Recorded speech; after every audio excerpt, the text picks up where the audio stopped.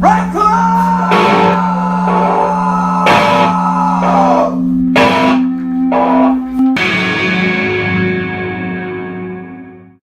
Questioning.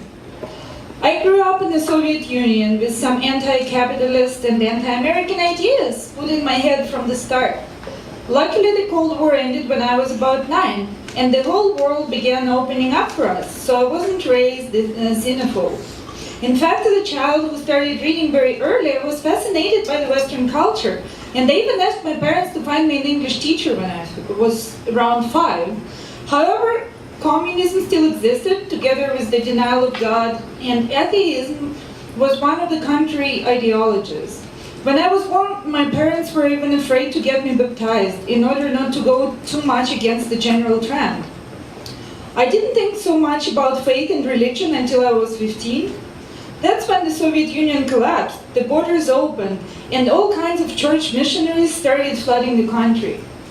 Within a year or so, I was invited to a variety of cults and churches, including the Church of Moon, where one's romantic partner has to be picked by the head of the organization. I was invited to a church meeting by a handsome young man on the street in Moscow, and I was like, ooh, he's cute. But he briefly described to me the concept of the organization, and for me it was a huge red flag. I'm not marrying a guy that I just met. Even at 15, I questioned the legality of such arrangements, so I had to say no right away. Then I also met some Mormons, some Jehovah's Witnesses, some fire worshippers, even some Scientologists, all in Moscow. None of their ideas appealed to me, but all these encounters made me question my atheism. I realized that I do feel presence of a strong power, and maybe I do want to be a member of a church after all. At 17, I got baptized at the Russian Orthodox Church in my town in Russia. I was practicing for about a year, attending all the services, and then I realized that maybe it's not my thing after all. I went to confessions, but they all seemed insincere to me, because you know some things you can't even tell. You can't tell your friend. I'm not talking about a priest, so I'm like, yeah, I'm not being sincere here, right? And also, same with sermons. My Orthodox priest would go, oh, Catholics are bad, Protestants are terrible people, only us. And to me it was like, look, there is only one God, and everyone has a right to worship Him in their own way. So this constant questioning turned me away from being a practicing church member. I still love the traditions and the ceremonies, and I always attend Easter and Christmas services.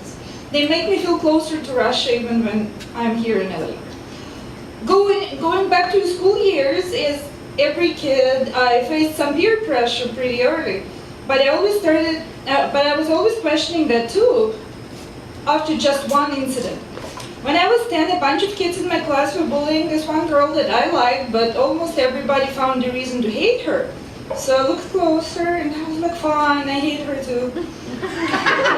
Only at 10. One day my classmates conspired to meet her in the back of the school and throw snow at her to demonstrate their disdain. I knew of that and I did nothing to prevent it. I was planning to just stand there and watch without participating. How awful of me. That one day, on her way home, the girl was surrounded by 10 of my classmates, having the snow ready.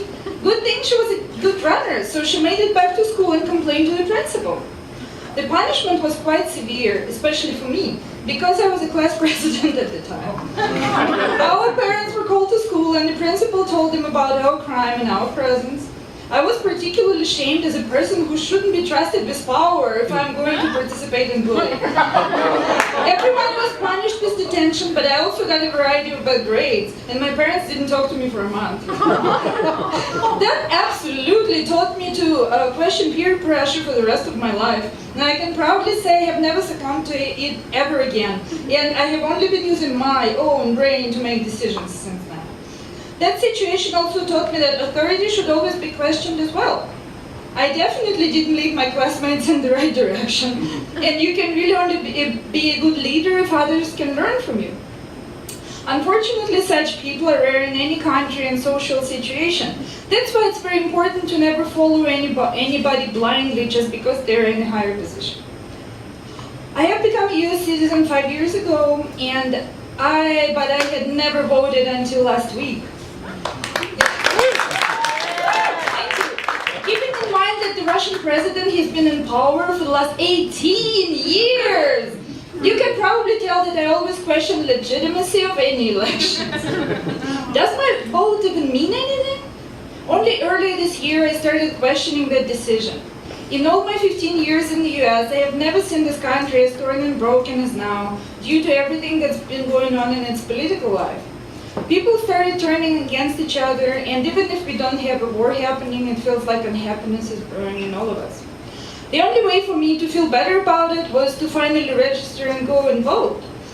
I didn't make my choice blindly though. Instead, I looked at a variety of opinions offered by people who are much more experienced than I, but with similar views as mine. To be able to survive in this world, one should always question everything and never believe any ideas without assessing them first. The time we live in is perfect for being able to easily form your own opinion, with all the information available to us through internet, books, everything. Unfortunately, with all the hype created by mass media, it's also very easy to get trapped by lies.